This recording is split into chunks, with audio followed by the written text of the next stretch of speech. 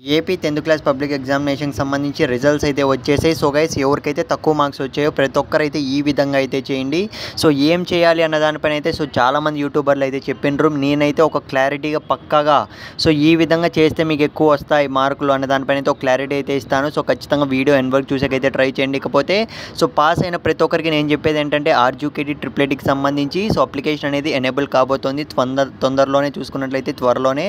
So ఖచ్చితంగా channel subscribe చేసుకొని పెట్టుకోండి. మీకు మరిన్ని ఇంపార్టెంట్ అప్డేట్స్ అయితే వస్తూనే ఉంటాయి. మిస్ కాకుండా ఉండడానికి మాత్రమే సబ్స్క్రైబ్ చేసుకోమని చెప్తున్నా.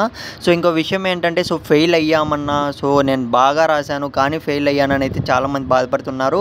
సో వాళ్ళకి నేను చెప్పేది ఏంటంటే ఖచ్చితంగా మీరు ఏ సబ్జెక్ట్ పోయిందో అంటే it means A subject fail అయ్యారో ఖచ్చితంగా కామెంట్ సెక్షన్లో మెన్షన్ చేయండి. ఇకపోతే ఏం చేయాలి తక్కువ మార్క్స్ వచ్చిన వాళ్ళకి అన్న విషయానికి వస్తే స్క్రీన్ మీద గమనించండి. రీకౌంటింగ్ అండ్ రీవెరిఫికేషన్కి అయితే అప్లై చేసుకోవడానికి అయితే ఛాన్స్ అయితే ఉందన్నమాట. సో రీకౌంటింగ్ రీవెరిఫికేషన్ ఎవరు పెట్టుకోవచ్చు, ఎవరు ఎలిజిబుల్లో క్లియర్గా అయితే చెప్తా వినండి. సో క్లియర్గా అయితే వినండి మీరు సైలెంట్గా అయితే. ఇకపోతే రీకౌంటింగ్ అంటే చెప్తా వినండి. సో రీకౌంటింగ్కి మనం కనుక అప్లై చేసినాం అనుకోండి, వాళ్ళు పేపర్ తీసుకుంటారు. నీది కట్టల్లో ఉంటాయి కదా, నీ పేపర్ తీసుకొని మార్క్స్ అన్నీ కూడా తప్పుగా ఎంచామా కరెక్ట్గా ఎంచామా ఏమన్నా మిస్టేక్ చేసామా అని అయితే మళ్ళీ కౌంట్ చేస్తారు అంతే.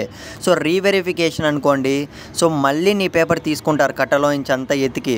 నీ పేపర్ తీసుకొని మళ్ళీ స్టార్టింగ్ నుంచి ఎండింగ్ వరకు మళ్ళీ కరెక్షన్ అయితే చేసి ఇన్ కేస్ నీకేమన్నా పెరుగుతాయి అని ఉంటే పెరిగే ఛాన్సెస్ ఉంటే వాళ్ళు మార్క్స్ అనేటివి అయితే ఇంక్రీజ్ అయితే చేస్తారనమాట.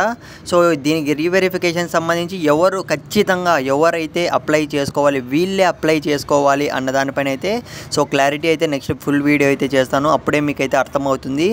మీకు కావాలంటే మాత్రం ఖచ్చితంగా కామెంట్ అయితే చేయండి. చేస్తాను నెక్స్ట్ వీడియో అనేది. ఏ సబ్జెక్ట్ ఫెయిల్ అయ్యారో కూడా ఫెయిల్ అయిన వాళ్ళు కామెంట్ చేయండి.